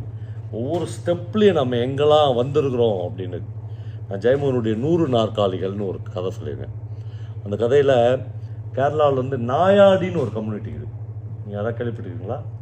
நாயாடின்னு ஒரு கம்யூனிட்டி இன்னும் இப்பயே இருக்குங்க. அவங்க வந்து சாக்கடைகள் இருக்குதுல்ல, அதான் அவங்களுடைய இருப்பிடமே. பகல் முழுக்க ஒரு நாயாடியே கேரளாவில் வெளியே வர முடியாது, சாக்கடைக்குள்ளேயே தான் இருப்பாங்க. ராத்திரி ஊரே தூங்கிட்ட பிறகு ஒரு 10 மணிக்கு 12 மணிக்கு மேலே அவங்க வந்து ஊருக்குள்ளே நடமாடலாம். நடமாடும்போது அவங்களுக்கான பழைய ட்ரெஸ்ஸு, பழைய மீந்து போன சாப்பாடு, இதெல்லாம் பல வீடுகள்லேருந்து எடுத்து வச்சுருப்பாங்க. இப்போ அதை எடுத்துன்னு போயிடலாம். பகல் முழுக்க அவங்க எங்கே இருக்காங்கன்னு யாருக்குமே தெரியாது. அந்த 100 நாற்காலிகள் கதை வந்து அந்த மாதிரி நாயாடி கம்யூனிட்டிலேருந்து காப்பன் அப்படின்னு ஒரு பையனை ஒரு ஃபாதர் எடுத்துன்னு போய், ஒரு ஃபாதரில் ஒரு இந்து துறவி, ஆமாம் ஒரு ஃபாதர், அவர் கூட்டின்னு போய் படிக்க வச்சு அவன் ஐஏஎஸ் பாஸ் பண்ணுவான். அதான் அந்த கதை 100 நாற்காலிகள். நான் சொல்லிட்டேன், அந்த கதையை நீங்கள் கேட்கலாம். அந்த ஐஏஎஸில் ஒரே ஒரு இடம் மட்டும் சொல்கிறேன். ஒரு இன்டர்வியூ நடக்கும். ஒரு 3 ஐஏஎஸ் ஆஃபீஸர், சார் வந்து ஐஎஃப்எஸ், அதனால் அவருக்கு நல்லா ஒரு 3 பேர் இன்டர்வியூ பண்ணுவாங்க. கடைசியாக அவங்கள்ட்ட கேள்வி கேட்பாங்க, நீ வந்து ஒரு டிஸ்ட்ரிக்ட் கலெக்டராக உன்னை வந்து அப்பாயின்ட் பண்ணுறோம், ஒரு பயங்கரமான ஜாதி கலவரம் நடக்குது. ஜாதி கலவரத்தில் ஈடுபட்டவங்களில் ஒரு பக்கத்து ஆட்கள் வந்து உன் ஜாதி, உன் சொந்த ஜாதியை சேர்ந்தவன் நாயாடிகள். இன்னொரு பக்கத்து ஆட்கள் வந்து ஒரு அப்பர் கம்யூனிட்டியில் இருக்கிற இன்னொரு, நீ எந்த பக்கம் அவங்களுக்கு ஆதரவாக இருக்குன்னு ஒரு கேள்வி கேட்குறாங்க.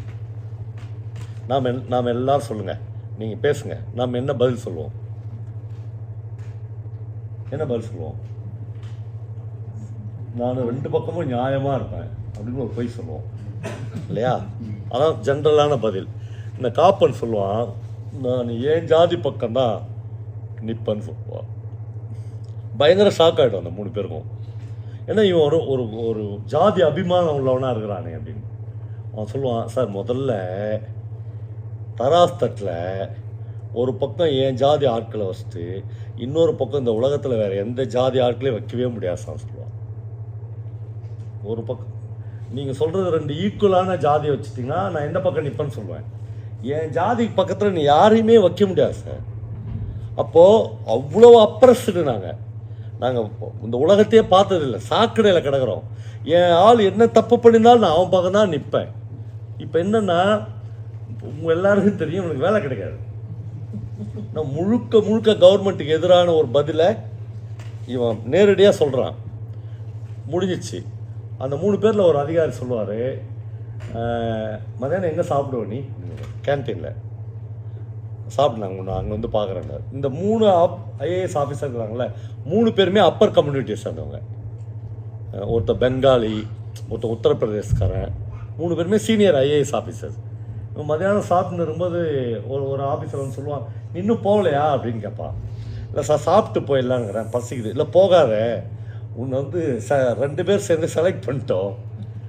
இவனுக்கு ஆச்சரியமாக இல்லை, எப்படா நம்மளை செலக்ட் பண்ணாங்க. அப்போ அவன் சொல்லுவான், ஒன்றுமே இல்லைடா, இந்த IAS ஆஃபீஸர்ஸ்ல நாங்கள் உள்ளுக்குள்ளே ரொம்ப பிற்போக்குவாதியாக தான் இருப்போம். ஆனால் ஒவ்வொருத்தரும் எங்களை ரொம்ப முற்போக்குவாதியாக காட்டிக்கணும்னு ஆசைப்படுவோம். அந்த மாதிரி உனக்கு வந்து பார்த்தா 2 பேர் வந்து ஆதரவாக தான் மார்க் போட்டுக்கிறோம். அதனால் நீ கிட்டத்தட்ட செலக்டர் தான். எனக்கு வந்து இந்த முற்போக்கு பிற்போக்கில் ஒரு பிரச்சனையும் இல்லை. நான் வந்து ஜாதிக்கு ஆதரவாளர்லாம் கிடையாது. என் பொண்ணு கேட்காத வந்து எனக்கு பிரச்சனை இல்லை. என் பொண்ணை வந்து நான் பாரு IAS ஆகிட்டேன், நீ உன் பொண்ணை கொடுக்குறியான்னு கேட்காத வரலும் எனக்கு ப்ராப்ளமே இல்லை. நான் முற்போக்கு தான், அதனால் நீ போயிடாதன்னுவான். இப்போது இவன் வந்து கோட்டயம் கலெக்டர் ஆகிடும். காப்பன் வந்து கோட்டயம் கலெக்டர் ஆகிடும். இந்த கதையே எப்படி நம்ம ஆரம்பிக்கும்? என்னால் இந்த இரவில் அந்த கதையெல்லாம் ஞாபகம் கூட படுத்த முடியாது. ஏன்னா அவ்வளோ டிஸ்டர்ப் ஆகிடுவேன் நான். கதையே எப்படி ஆரம்பிக்குன்னா, அவருக்கு வந்து ஒரு நாயர் வந்து ஒரு PA இருப்பான் கலெக்டருக்கு. கையெழுத்து வாங்க வருவான் கலெக்டர் ஃபைலில். அவன் வந்து இப்படி கையெழுத்து வச்சுன்னே சொல்லுவான், நான் நல்லா பார்த்துட்டேன் சார், அம்மே தான் அது அப்படின்னு ஆரம்பிப்பான். இப்படி தான் நாவலே ஆரம்பிக்கும். உடனே இவர் எங்கே அப்படின்னு கேட்பார். கோட்டயம் கவர்மெண்ட் ஹாஸ்பிட்டலில் ஒரு இடம் இருக்குது சார், மார்ச்சுரி. அந்த மார்ச்சுரிக்கு பக்கத்தில் இன்றைக்கி செத்துருவாங்க நாளைக்கு செத்துருவாங்கன்றவங்களாம் புழு பூச்சி மாதிரி அப்படியே தூக்கி போட்டுருவாங்க. கிட்டத்தட்ட எல்லாருமே நிர்வாணமாக கிடப்பாங்க. அதில் ஒருத்தி உங்கள் அம்மான்னு சொல்லுவான். டிஸ்ட்ரிக்ட் கலெக்டர் அவன். இப்படிதான் நாவல் ஆரம்பிக்கும். அவன் கையெழுத்தெல்லாம் போட்டு முடிச்சுட்டு கார் எடுத்துன்னு புறப்பட போவான். இந்த நாய் வந்து நான் வரேன் சார்வான். இல்லை வேணாம், யாரும் வேணாம், எனக்கு ஒரு பேக்கெட் சிகரெட் மட்டும் வாங்கணும், எங்கேயா ஒரு இடத்துல போய் வண்டி நிறுத்தி. கலெக்டர் அவன் டிஸ்ட்ரிக்ட் கலெக்டர் ஒரு சிகரெட் போட்டு யோசிப்பான். இவன் ஒய்ஃப் இருக்கான்ல, இந்த கலெக்டருடைய ஒய்ஃபு, அவள் வந்து ஒரு பிராமின் பொண்ணு. ஏன் ரொம்ப ரொம்ப முக்கியமான நாவல். ஏன் அவள் கல்யாணம் பண்ணிக்கலாம் இப்படி ஒரு கம்யூனிட்டினா, அவளுக்கு எப்பயுமே அதிகாரம் வேணும். ஒரு கலெக்டருடைய ஒய்ஃப் அப்படின்னு வேணும். அந்த ஆஃபீஸர் சாதாரண ஜூனியர் அசிஸ்டன்ட், அவன் ஸ்டெனோ. இவனை கல்யாணம் பண்ணிக்கிறதுனால கலெக்டர் ஒய்ஃப் ஆகிடுவான். அது போதும். மற்றபடி ஆனால் வந்து இந்த இவன் மட்டும்தான் வேணும் அவளுக்கு. அவங்க ஃபேமிலி அதெல்லாம் வேணாம். அவளுக்கு உடனே தெரிஞ்சிடும். இவன் ஃபோன் பண்ணுவான், அவன் ஒய்ஃபுக்கு ஃபோன் பண்ணி, நான் கவர்மெண்ட் ஹாஸ்பிட்டல் போகிறேன், என்னாச்சு, எங்கள் அம்மா அங்கே தான் இருக்காங்க, நான் ஏதாவது பண்ணு, ஆனால் என்ன காரணத்தினாலும் வீட்டுக்கு எடுத்து வந்துடாதுன்னு சொல்லுவான். இவன் போவான். அந்த சீஃப் டாக்டர் வந்து இவன் கூடயே வருவான். 2 பேரும் நடந்து போவாங்க. அந்த சீஃப் டாக்டர் சொல்லுவான், இப்படி போய் மனுஷங்களை போட்டு வச்சுருக்கீங்களே அப்படின்னு. கலெக்டர், சார் நான் வந்து SC சார், எங்கள் அப்பா வந்து தோட்டி வேலை செஞ்சார், கிட்டத்தட்ட அந்த வேலை தான் அந்த கவர்மெண்ட் ஹாஸ்பிட்டல் நானும் செய்கிறேன்னுவான். ஏன்னா நான் தான் மார்ச்சுரிக்கு இன்சார்ஜ். இவ்வளோ டாக்டர்ஸில் என்னை வந்து நான் SCன்றதுனால மார்ச்சுரிக்கு தான் என்னை இன்சார்ஜாக போட்டுக்கிறாங்க. இவன் போய் காமிப்பான். அப்படி காமிக்கும்போது இவங்க அம்மா வந்து அப்படியே நிர்வாணமாக கிடப்பா. டக்குன்னு ஒரு வெள்ளை கிளாத் எடுத்து அந்த பாடி அவங்க மேலே போட்டு அவங்கள தூக்கி எடுத்துன்னு வருவாங்க. அப்படி ஆரம்பிக்கும் அந்த கதை. இப்போது கதைன்றது வந்து ரத்தமும் சதையுமாக எழுதப்பட்ட கதைன்றது ஏதோ சிரிச்சுட்டு விளையாடிட்டு போகிறது. கிட்டத்தட்ட நான் ஒரு கதையை வாசிக்கிற போது அல்லது உங்களுக்கு கதை சொல்ல முற்படும் போது ஒவ்வொரு முறையும் என் கையை வந்து இதுவரையிலும் ஒரு நெருப்புக்குள்ளே விடுறேன். ஒவ்வொரு தடவையும் நான் என்னுடைய சுவாசத்தை, என்னுடைய மூச்சை அடகு வைக்கிறேன். இதை சொல்லி முடிக்கிறதுக்குள்ளே நம்ம உயிரோடு இருந்தாகணும்னு தோணும். அவ்வளவு வீரியம் மிக்கதாக கலையும் இலக்கியத்தையும் நான் வந்து நேசிக்கிறேன். அதனால தான் எனக்கு வந்து ஆர்ட் அண்ட் லிட்ரேச்சர் வந்து அவ்வளோ பவர்ஃபுல்லான ஒன்றா இருக்கணும் அப்படின்னு நினைக்கிறேன். உண்மையிலேயே இந்த இரவில் இந்த அயர்லாந்து மாதிரி சத்தியமாக சென்னையில் ஒரு இலக்கிய கூட்டம் நடந்தால் 15 பேருக்கு மேலே வந்து நான் பார்த்ததே இல்லை. அது ஒரு அயர்லாந்து மாதிரி, லண்டன் மாதிரி, ஆக்ஸ்போர்ட் மாதிரி ஒரு இடத்துல வந்து 70 பேர், 80 பேர், 100 பேர் வர்றதெல்லாம் மிகப்பெரிய விஷயம், பெரிய அச்சீவ்மெண்ட்ஸு. அப்போ ஒன்று தெரியுது, மெட்ராஸில் இருக்கிறவனை, தமிழ்நாட்டில் இருக்கிறவனை பாதி பேர் வெளிநாட்டுக்கு போய் வாடான்னு அனுப்பிச்சா அவனுக்கு லிட்ரேச்சர்னா என்னன்னு தெரியும், அவனுடைய சீரியஸ்னஸ் தெரியும், அவன் வந்து உட்காருவான். ஏன்னா அப்படி வெளியே போகும்போது தான் அவனுக்கு எல்லாமே வீட்லேயே கிடைக்குது இல்லை, ஆனால் அவனுக்கு அதனுடைய சீரியஸ்னஸ் தெரியல. அப்புறம் கடைசியாக ஒரே ஒரு விஷயம் சொல்கிறேன் நம்பர்களே, இந்த பேச்சு, நான் பேசுறது, கதை சொல்கிறது, இந்த இலக்கியம், நம்ம கூட்டத்து, இதனாலாம் நம்ம வாழ்க்கை செழுமை அடைஞ்சிடும் அப்படின்னு நான் நினைக்கல. ரொம்ப ஒரு 0.% ஏன்னா இதை விட ஒரு பெரிய லைஃப் வந்து நாளை காலையில் நம்மளுக்கு திறக்குது. ஒரு பஃப்பு திறக்கும், ஒரு நைட்டு நம்ம குடிப்போம், அப்புறம் வந்து காலையில் ஆஃபீஸ்க்குது, ஆஃபீஸில் தான் நமக்கு சம்பளம் கிடைக்குது, அந்த வாழ்க்கை வேறு. அதெல்லாம் விட முக்கியமானது இல்லை இது. இந்த சமயத்தில் நம்மளுக்கு டிஸ்டர்ப் பண்ணும். ஆனால் நான் உண்மையிலேயே நம்ம 100% அக்கறையோடு இதுவும் நம்ம லைஃப்பில் வேணும். நம்முடைய ஹிஸ்ட்ரி, நம்முடைய மரபு, நம்முடைய வேர், நம்முடைய சந்ததி, நம்முடைய உறவுகள் எல்லாவற்றையும் நாம் தெரிந்து கொள்ள வேண்டும். அதுவும் நம்ம வாழ்க்கையோடு பயணிக்கணும் அப்படின்னு நினைச்சிங்கன்னா உங்கள் வாழ்க்கையில் நீங்கள் செய்ய வேண்டிய ஒரே ஒரு தவம் இருக்குது. கொஞ்சம் கஷ்டமான காரியம், ஆனால் அதை தவிர இந்த உலகத்தில் வேறு எந்த மாற்றே அதற்கு கிடையாது. அது தொடர்ச்சியான வாசம். நம்ம பிள்ளைங்களுக்கு வந்து எல்லாம் வாங்கி தரோம். நான் அவர் வீட்டில் பார்த்தேன், பாத்ரூம்லேருந்து எல்லா இடத்துலையும் குழந்தைங்களுக்கு அந்த குழந்தைக்கு வந்து அவ்வளவு டாய்ஸ் இருக்குது, அவ்வளோ விளையாட்டு பொருள் இருக்குது. கொஞ்சம் இன்னும் ஒரு வருஷத்துக்குள்ளே அந்த குழந்தைங்களுக்கு சின்ன சின்ன புத்தகங்களை நாம் அறிமுகப்படுத்த வேண்டியது. சின்ன சின்ன போஸ்டர் செட்டு, இவர் தான் பிரபஞ்சன், இவர் தான் ஜெயகாந்தன், இவர் தான் நம்முடைய மரபை, நம்முடைய வாழ்க்கையை பற்றி எழுதினார், இவர் தான் புதுமைப்பித்தன். இவருக்கு ஒரு 100 ரூபாய் யாரும் மணி ஆர்டர் அனுப்பாக அனாதையாக திருவனந்தபுரத்தில் செத்து போனார். நாம் தான் அவரை சாவடித்தோம். எல்லாவற்றையும் நம்ம குழந்தைகளுக்கு சொல்லி சொல்லி சொல்லி நாம் வந்து வளர்க்க வேண்டியிருக்குது. நம்முடைய குழந்தைகளுக்கு நம்முடைய மரபு தெரிந்தாக வேண்டும், நம்முடைய எழுத்தாளர்களை தெரிந்த வேண்டும், நம்முடைய பெயிண்டர்ஸ் தெரிஞ்சாக வேண்டும், நம்முடைய இசை கலைஞர்களை தெரிந்தாக வேண்டும். அப்போதுதான் நாம் ஒரு ஆரோக்கியமான சொசைட்டியை நோக்கி நகர்ந்துக்கிறோன்னு அர்த்தம். இல்லைன்னா இந்த டெக்ஸாலா காரு, 2-3 பெட்ரூமு, 10 காரு, ஊரில் நிலம் வாங்கி போடுறது, அது எல்லாவற்றையும் மனப்பூர்வமாக நான் வரவேற்கிறேன். ஆனால் இந்த மாதிரியான அகத்தேவைகள் நமக்கு எவ்வளோ, புறத்தேவைகள் நமக்கு எவ்வளவு இருக்கிறதோ அதே அளவுக்கு நம்முடைய மனதிற்கான அகத்தேவைகளும் சேர்ந்து வளரும்போது ஒரு ஆரோக்கியமான சமூகத்தை நம்மால் கட்டி எழுப்ப முடியும். அதுக்கு ஒரு நல்ல வாய்ப்பை நீங்கள் எனக்கு தந்ததற்கு என்னுடைய எளிமையான நன்றியை தெரிவித்து முடித்துள்ளேன்.